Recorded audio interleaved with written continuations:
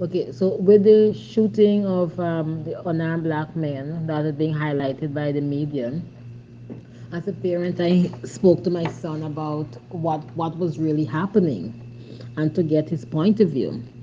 So basically, what I said to him is, son, um, you know you've come from a family where and background where we believe in respecting authority. We respect our elders. So what I ask of you is that at all times you need to respect the police. You need to respect authority. But this case, we're talking about the police. So respect the police. So should you be stopped by the police, ensure that you comply. You're requested to do something the best of your ability. Follow instruction. However, in following instruction, you talk your way through. Let that person know, or let the police know what you are doing. Say, okay, sir, I'm about to go for my driver's license, or I am about to get an ID from my pocket. I'm going to take it from my wallet. But talk your way through. Even though, you know, you're expected to respect the police, I'm also expect of you to be able to question the injustices in society. So if you feel as though that there's some sort of injustice, right, appear to be happening, then you talk. However, you stand up for your right, but also you do it in a respectable way. And you also need to assess the situation, assess um, the mood, the environment. Right? So you use that ability to know, is it wise for me to do A, B, or C? So you use your ability to discern. But I do not want you to lose your identity of a black male. So at times we know that people generalize, stigmatize, but that does not mean that you should reject who you are. I would want you to be proud that you are black, proud that that you will be breaking barriers. That is what I want of you. So you must be proud of who you are and what you look like, despite what prejudice there are in society. My dream is for you to realize your dreams, your expectation, right? It is my dream that you become a productive citizen, that you become someone who others can look up to, someone who can advocate for others, someone who is there to be a voice for others at all times. So that is my dream for you, is to be your best, not not shying away because of what society or what someone else may think of you. To be able to express yourself freely. But my greatest fear of you being a black male is that you will be the possibility of you being generalized, that you being stopped, that you being profiled based on your hair or the color of your skin. That is my greatest fear. However, because I know that I am proud of who I am, and we have all come a far way. So I hope that with you realizing your dreams, eventually my fears will diminish. Haven't had the opportunity to have the talk, and somehow I'm actually hoping I don't get to have the talk. That being said, my son is just 7. I'm hoping that something miraculous happens before we get to that point where we get to have the talk. We've been having those little tiny talks, not the actual talk, but I'm just hoping that at the end of the day you get to a point where he understands and connects the dots between why all these things have been said, and he can make more informed decisions. He can make something out of it for himself while maintaining his identity. It's pretty sad what it is right now, but even at his early age, he's already seeing the differences, and he doesn't understand why it's happening, but at least he sees it. So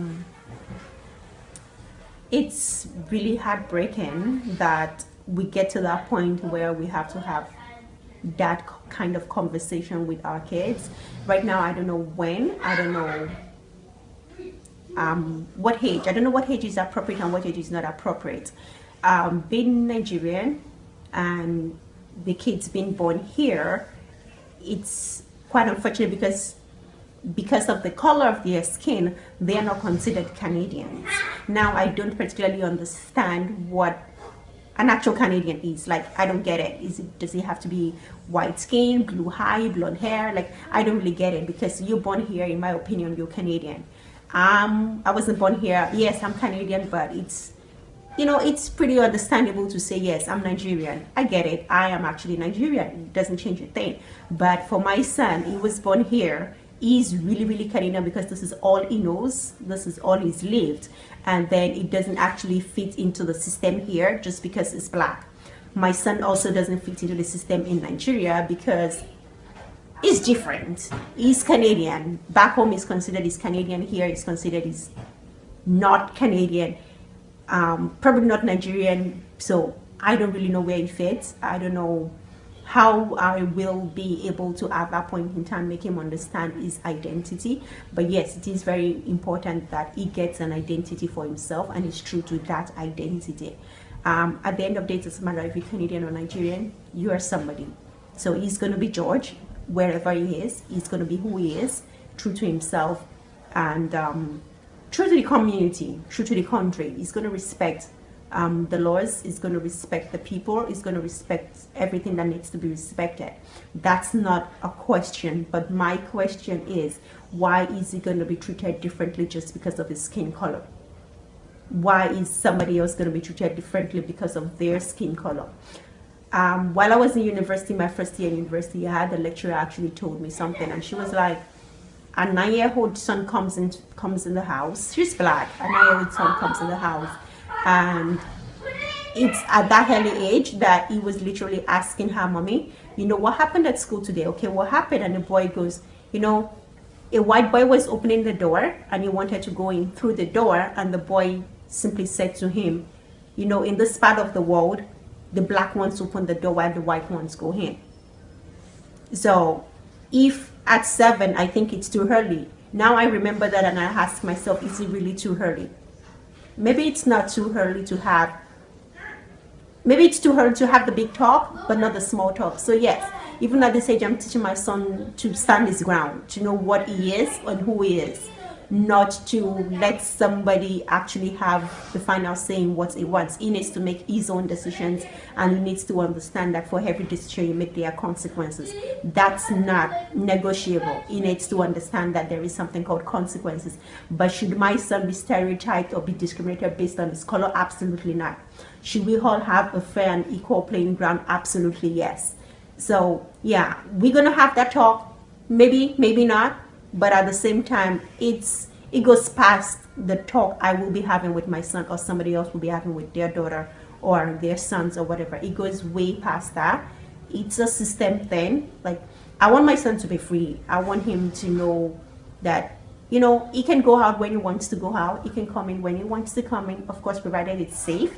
But that being said, I don't want him to live in constant fear of the same law enforcement that should have been protecting or shielding or guiding him. Like, I don't want him to live in that fear. Right now he's a kid and that's who he wants to we've had. He wants to become a cop, he wants to do this, he wants to do that. But the question is, what's actually happening? Like, how are we represented even there? Do I want that for him or do I not want that for him? I really don't know. But yes, one thing I know I want for him is I want him to have his own sense of identity. He has to be himself, and I think after he becomes himself, every other thing are going to fall in place. And until then, we wait and see.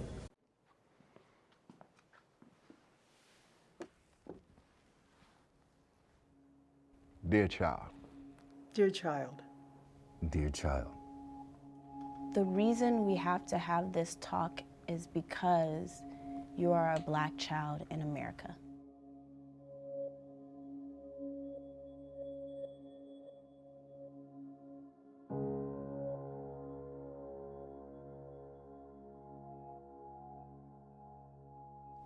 I need you to know that, man, there's so many things going on in the world. I won't lie to you, you're going to see some things that are going to break you down. It's going to hurt. I know how hard it is for you to see yourself in the place of Tamir Rice. So I need you to always be prepared and always be on your guard. And it takes away from you being a little kid, I know. But I'm trying to protect you right now. If you are approached by police, just stay calm.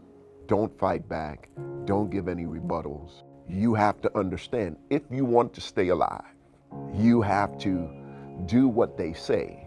Because it could be the difference between me seeing you again and not seeing you again. Sad to say, sometimes it may not even work. I'm just gonna be honest. It may not work at all. I'm sorry. I know it's tough. And I know it sounds really scary.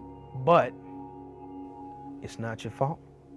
We live in a society that is geared that we do not succeed. It is put together, it is constructed in such a way that we fail.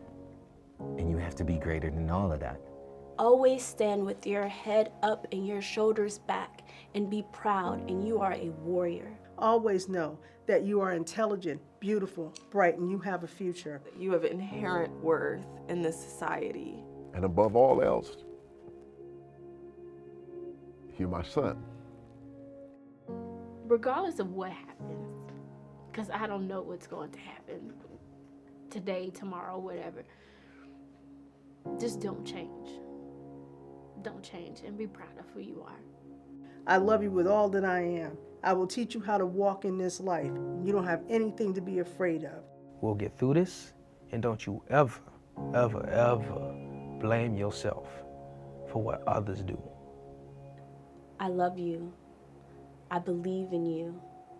And I believe that others, just like you, who hold on to their light, together, you all will change the world. Everything that they said was true. Like, that shit really happens in the world. Like, people get, black people or people of color get stopped every day or harassed for no reason. Like, it's just what happens in the world. I guess it makes me think of like when I was a kid and situations I ran into, I guess, with the police and stuff myself. I don't know, it's just like a little emotional because like seeing the people, like the moms and the pops or whatever, it's like getting emotional and stuff. Yeah, actually, I have talked to both my mom and my dad about this kind of stuff all the time. Tell me just be careful where you are. Don't be in places you shouldn't be. And if you do see a policeman or officer, show respect. Talking to him, like you're brought up in a well-mannered home or raised properly. I'd say about like 12, so like, and I was at the age where I could run around outside the streets by myself. I took in everything they said because I have encountered police without even telling them about it, and like it opened my eyes to even more things because like if they know about it, like that means it's really happening. Like you should really watch what you're doing outside. Well, it was like two sides of the talks because one with my dad was, he's from Jamaica, so he's on some like F the police kind of thing. Don't talk to them, you know. they're not your friend kind of shit. I guess because his experience with them wasn't good. But with my mom now, my mom was like, just, don't be rude, don't try to act all tough because it'll put you in like a worse situation. And just be respectful and answer the questions, So it's like it was two-sided, but at the same time, I kind of just figure out how to deal with different situations when I came into encounter with these individuals. All the time. Even if I'm like downtown going out and I'm drunk, like I have to act like I'm sober, like, and even put up a front to even talk to them about like what am I doing outside, like at this time of night. From when I was younger till now, yeah, because I know being hot-headed and just being rude right away, getting defensive wasn't the smartest idea. But at the same time, it's like I wouldn't be rude or anything in certain situations when I did come across them, and it was still, they were kind of being disrespectful to me in the way they were like talking to me and like, search my pockets at the same time, and I'm kind of just like, yo, you can't do that. And they would just kind of give me the cold shoulder, like, do what, because when you're surrounded by like 7 of them and like 10:30, 11 at night, no one's around to see, there's nothing much you can really do. I was walking from a Pope versus Vanier basketball game from Pope with 2 of my friends, and we were just walking on the sidewalk, and then 2 twos, like, they turned around, their cars UI'd, and then they got out the car, they pulled out a gun, and they were like, "Get the fuck on the floor, right now." And there was supposed to be a robbery, like someone stole a phone, but it wasn't us. And then we were on the floor, it was cold, it was winter time, and like they're just being so mean, and you can tell they were really trying to provoke us into doing something. We like trying to snap at them or something, trying to get something out of us. They had us outside looking for the phone because they thought we threw it when they thought we seen them.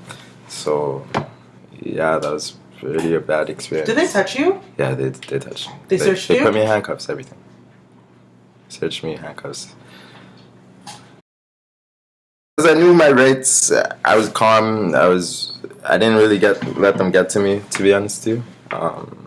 Like I said, they were trying to provoke me. Like, I even had a hat on at the time, and I was in handcuffs, and the man threw my hat back at me, and he was like, "Yo, catch that." I'm like, "How? I'm supposed to catch this?" Like, that's where I mean, like. So you kept your calm the whole time? Yeah, you have to, because of what my mom and dad taught me. Like, pretty much, I was just chilling where I lived, and it was a bunch of people outside just hanging out. Summer nights, that's what people do. Like, we kind of just hang around and shoot the shit, and giggle and whatever. So these guys kind of rolled up, and it was 2 of them. I remember it was a Caucasian guy and a black guy, and they both jumped out. And the black guy was the one. I was on the phone, and my friend was in front of me, and the black guy, he tapped me on my shoulder. So I turned around, still on my phone, looked at him like, okay, I'm on the phone. Like, I didn't give a shit. Like, to me, a badge doesn't mean shit. I understand this authority, whatever, but I was on the phone. So he might have took that like, oh, this guy's disrespecting me, but whatever. I was on the phone. Like, let me finish my conversation first. But anyways, so I turned back around, and then I felt him grab my arm, and when he grabbed my arm, I kind of just like made a move like, don't fucking touch me. I never said these words, but like, I just made that kind of gesture. And then I remember the white guy just like draping the shit out of me. Like, he just threw me up on the fence and like pretty much dragged me to the floor.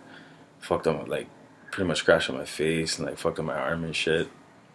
And the reason, as they say, there was a robbery in the park, which wasn't too far from where me and my friends were. And so whatever, I got thrown into the cruiser and brought down to the division. Make sure you you don't put yourself in situations where you shouldn't be.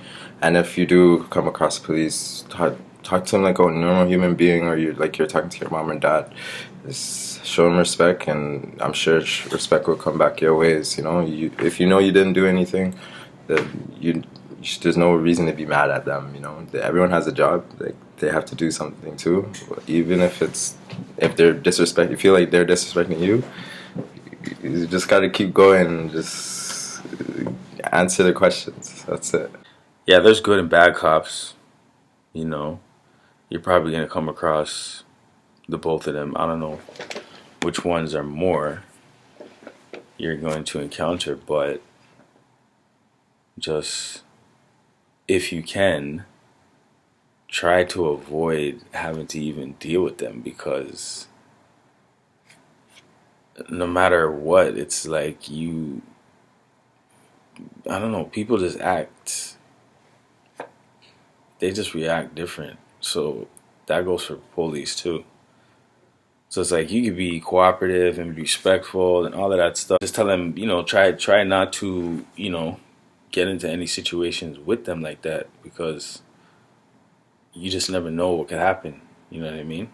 It could be that innocent kid that doesn't do shit, and then that one night, you just get like some assault charge and then all of a sudden you got a record for assaulting a cop, but it wasn't even his fault, kind of thing. So I tell my son, just avoid them the best he can. Fuck it. The talk. I remember being a younger child and acting playful around the police, casually walking up to the window of their car without calculating whether or not they had seen me and knew that I come in peace. You see, I had not yet generated a filter to dilute my actions. I was given no reason to. I was a child that trusted. And my existence in these two freedoms had me naively thinking I was liberated from my mother's womb, when in truth, I was dangerously free. Walking in a parking lot with my friends after an intense 2 hours of sweating and pushing, then helping each other back up and laughing about the cuts on our elbows. We lived in a world of no worries and minuscule responsibility. Look both ways before you cross the street. Raise your hand to ask a question. Don't speak when an elder is speaking. And the one rule my mother repeated until I believed it to be a guideline crucial to my safety and the sustainment of my life. She said, "Son, if ever you feel you are in danger and I am unable to protect you, call the police and they will help you. And by God, you will know that when that siren sounds, the red light that shines is the flame that will burn those who intend to harm you. And the blue light is the fountain from which you will drink if ever you are dying of thirst." With eyes that spoke volumes of how much I mean to her, she said those words. You see, I am her child.